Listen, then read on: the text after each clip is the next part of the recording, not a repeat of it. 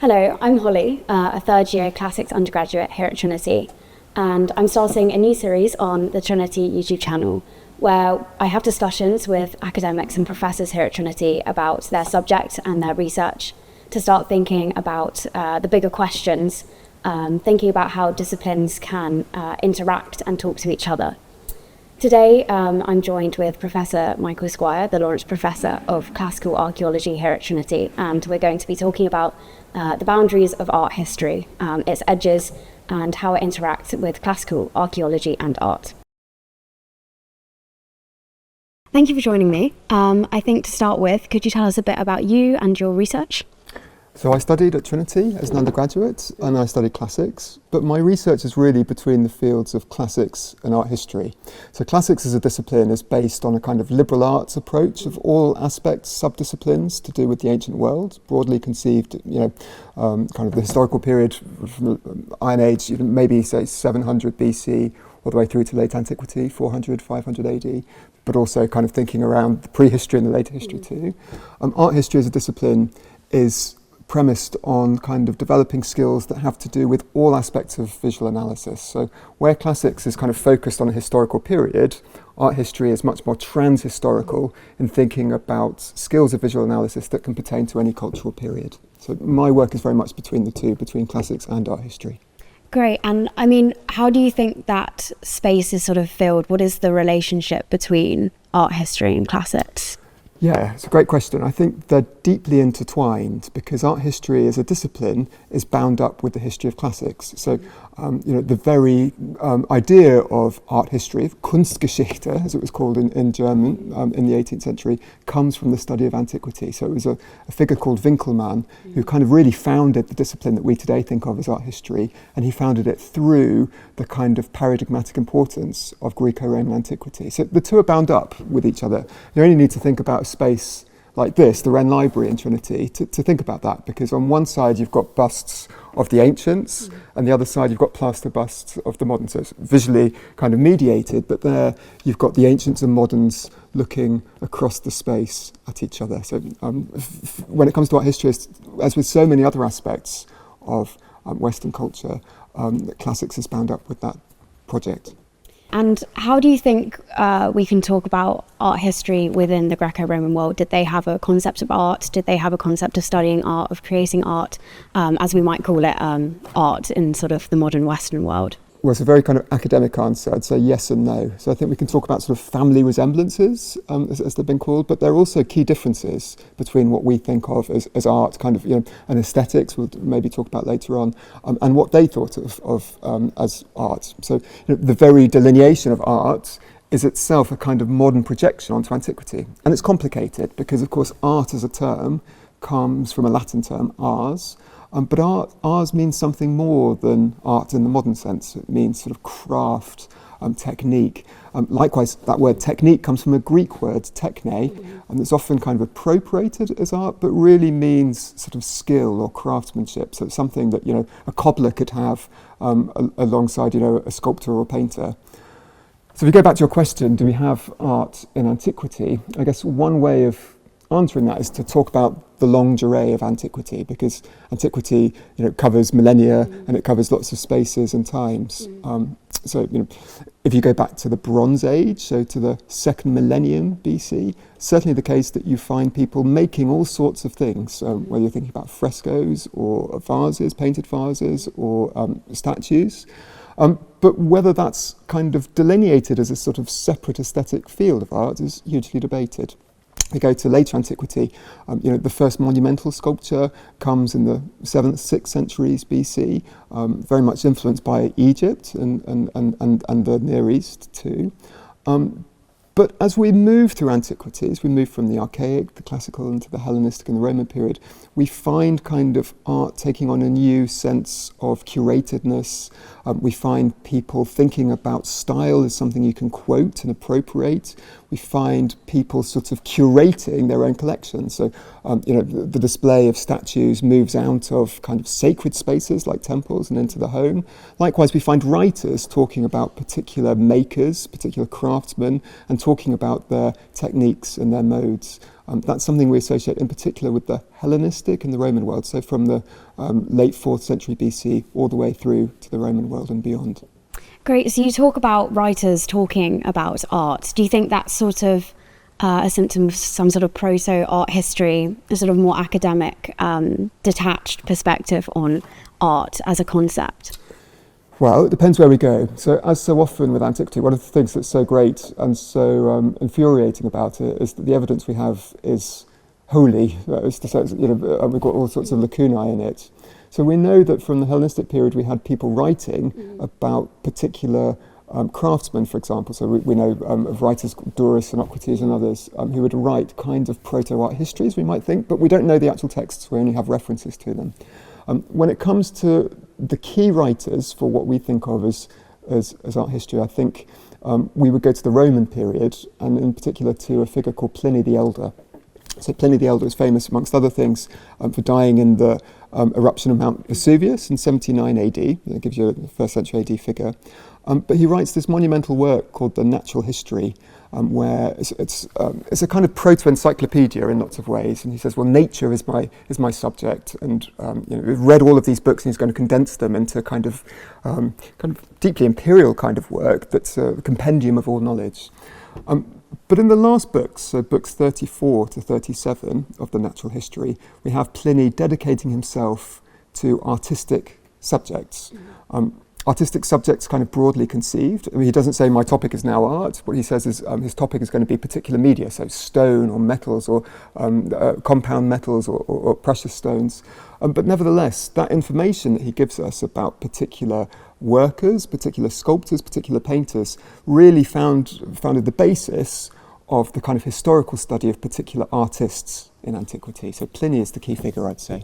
So could we call him, in a way, sort of a proto-art historian, providing a blueprint for sort of Renaissance art history as we know it? So with Pliny, I think, is another one of those key figures for thinking about family resemblances, so things that are similar and things that are different. So we've already said that, in some ways it's similar because he talks about individuals, but in other ways it's different because he's not talking about it as kind of art with a capital A. His key influence really comes in the Renaissance, as you say. So in the 16th century, Giorgio Vasari, in the mid-16th century, writes his famous lives, translates his lives of the artists. And what Vasari does is really sort of take Pliny and take his stories, his anecdotes about particular painters and sculptors, and project them onto the Renaissance and the early Renaissance, late Renaissance, and to sort of think about the Renaissance as a replaying of antiquity, using Pliny as a blueprint. And of course, it's Vasari who gives us that term, Rinascimento, Renaissance. And Renaissance as a thing is a term that's indigenous to that culture. As when we're historians, we often come up with terms. When we talk about the medieval period, it's not as though people went round sort of saying we're medieval. Of course they couldn't, by definition. But with the Renaissance, that's a term that's actually culturally coined within the period. This gives you an indication of this kind of deep self-consciousness of a culture that's rising out of emulation of antiquity. So when it comes to art and art history, writing about art, Vasari and Pliny is key. But when it comes to the production of art, that's also the case. So think about any of the kind of greats of painting and sculpture, Botticelli, The Birth of Venus. And what that painting does is kind of, it's The Birth of Venus founded on a kind of an ancient story about the painting of Venus Anadyomene rising up from the foam. But it's also a painting of the birth of Venus as a kind of metaphor, if you like, for the birth of a Renaissance, the rebirth of antiquity in the late 15th century. So in answer to your question, is it a proto-art history? I think it's a yes and a no. And as so often, what these texts do is take us to the history of their reception, the history of their legacies, and show us just how complicated the stories that we tell are, because modernity and antiquity are mutually implicated each with the other. So I guess when we start thinking about reception and how sort of art history has changed through the ages, how can we start thinking about questions surrounding aesthetics, ethics, museology, beauty and the sublime, which obviously were concepts that came up a lot in the Renaissance and looking forwards, but how can we sort of tie that back to art history in the Greco-Roman period, and can we? Yeah, well, it's a huge question. So when we talk about beauty, can we talk about it in absolute terms or in culturally relevant terms? So is beauty a thing that is transhistorical, that is known to all people, all cultures, or is it, in fact, kind of an ideological thing bound up with certain ways of thinking, in particular in the 18th century? We'll talk about that in a second.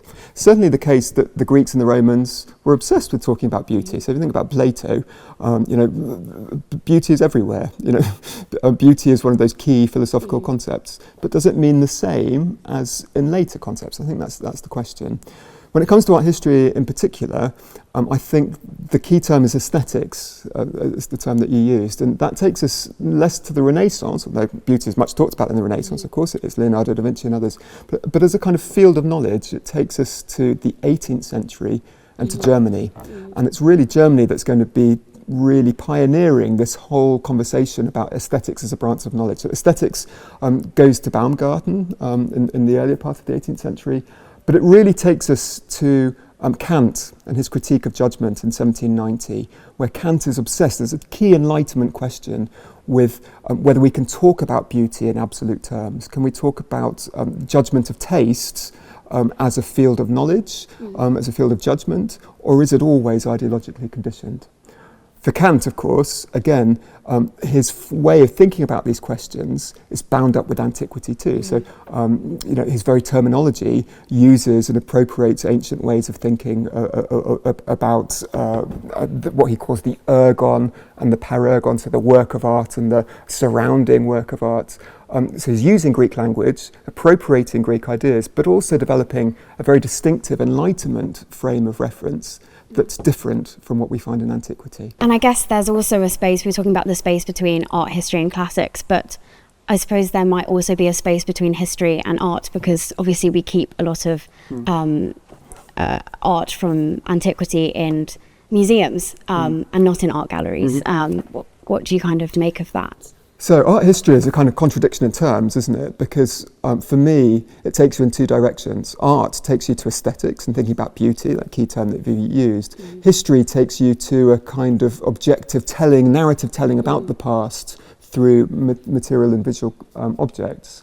And I think sort of implicated within art history as a discipline is a kind of push and pull between those two poles. On the one hand, a kind of aestheticising agenda, on the other, a historicising agenda. And I think it's still very much there in the discipline of art history in terms of kind of what one wants to do with it. I'm often surprised by how little students feel comfortable with talking about aesthetics in any kind of way when dealing with visual culture, whether around antiquity or of other periods. And I suppose related to that, I know you've done work on framing, and how does that sort of relate to how we conceive of art now and how we sort of look at art from the past? So frames for me are a really interesting way of thinking about those family resemblances, similarities and differences. So I was involved with a project with Verity Platt at Cornell on the kind of thinking about frames in antiquity. If you go to the 18th century, if you go to Kant, that figure we've already mentioned, the frame is a key kind of term for what he calls parergonality. So what the frame does is distinguish a kind of privileged aesthetic sphere from the ornamental surround. So if you think about a gilded frame, what it does, and there are lots here in this library, what frames do is kind of mark off a privileged space and have a surround that kind of gives a space to morph from the real world into that internal space.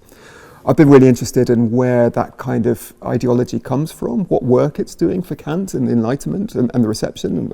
We could go to all sorts of later figures, Simmel and others too, in German thinking. But I've also been interested in thinking about how that language framework, thinking about frames, pertains to antiquity. So if you go to any kind of objects from the Greco-Roman world, you find frames everywhere. So if you think about relief sculptures, what relief does, it's kind of flat sculpture, is has to mark off a kind of plane within the object for sculptural space. Or if you think about panel paintings. We don't have very many from antiquity, but what panel paintings do is often have kind of devices that enable paintings to be opened and closed. They have sort of doors. If you think about wall paintings, you'll have from Pompeii or other places in the 1st century BC and AD, you'll find devices that incorporate a kind of pictures, panels within the space of the wall. So frames are everywhere, and the whole history of wall painting, for example, has been told as a history of framing. You go to mosaics, you find the same thing, ornamental surrounds with what was called an emblema within. So it's certainly the case we have frames in antiquity, but is the frame doing the same sort of cultural work as we find, Kant talking about, or that gilded frame of modern art? And so for me, frames are a really interesting way of talking about similarity and difference. And what really interests me about frames in antiquity is the kind of playful games that they act out, and the way in which they play with their own liminality, their own borderedness within an object. So that's what explains my history of frames in particular. Great, and you've talked a bit about sort of these proto-art historians, if we want to call them that. Did they sort of have a concept of framing? Did the ancients have any way of sort of expressing themselves when it came to either containing an image or letting it sort of flow outside the boundaries? Did they talk about that in their writings? Yes, another really great question. I think in some ways, I think what we find is less a critical language than a practice. So if you go to scholarship on the Greek novel, for example, you'll find that the idea of the frame and framing narrative and stories within stories is everywhere. Likewise, if you go to visual culture, as I tried to explain, the kind of the games with frames are everywhere. But I don't think we have that kind of second-degree rationalising language that we associate with, frame discourse of modern theory. And so what we have to do is work with the material to think about how this is being acted out. So I think we don't have the particular language, we have hints of it. So I gave you that word before, parergon. Parergonality is what Kant uses to talk about ideas of things outside of the work of art. And parergon is literally a Greek term, so it's the surround of the work. And it's a term used by Pliny the Elder, for example, but not used in the context of visual culture per se. So again, we have kind of archaeologies, as it were, of use, concept, language, but not direct correspondences between the two, family resemblances. So we've talked a lot about the relationship between sort of modern perspectives on art and classical art, but I'm sort of wondering what the big picture is. How does this point forwards for art history? What kind of questions does it bring in? What's implicated in this discussion outside of antiquity? Well, of course, art history as a discipline, we start going back full circle to where we began, is a discipline that encompasses all times, places and cultures. It's a transhistorical, diachronic kind of study. Within the history of art, if you study history of art at Cambridge, now a 3-year degree, Greco-Roman material may form part of what you study, but it's going to be, as it were, parergonal again. It's only part of what you study. For me, what's so great about Greco-Roman material for art history is the way it forces us to think about our own assumptions, our own ideologies. As I said, the whole kind of intellectual scaffolding of art history as a discipline is bound up, for better or worse, with the reception of classical antiquity, with classical authors, classical materials, ideas about classical beauty. What that kind of link between classics and art history allows us to do is see that mutual implication. And by seeing that mutual implication, it also allows us to see some of the kind of the finite cultural horizons of our own way of thinking about the world, of our own way of thinking about aesthetics, of our own way of thinking about art with a capital A. And everything we've talked about in terms of family resemblances is, of course, equally pertinent to other times and places too. So art history as a discipline is increasingly, over the last 20 years, gone much more global. Here in Cambridge, gone much more global too. It's not actually a new phenomenon, and global art history is something, you go to Hegel in the 1820s and is the proto-global art historian. But for me, that kind of global turn of art history as a discipline makes the classical even more important, not less important, because it helps us to see how the stories, the frameworks, modes of telling narratives about visual culture are bound up with assumptions, bound up with classical antiquity. So I think there's this really fruitful, fertile ground between those disciplines of art history and classics. Great, thank you so much.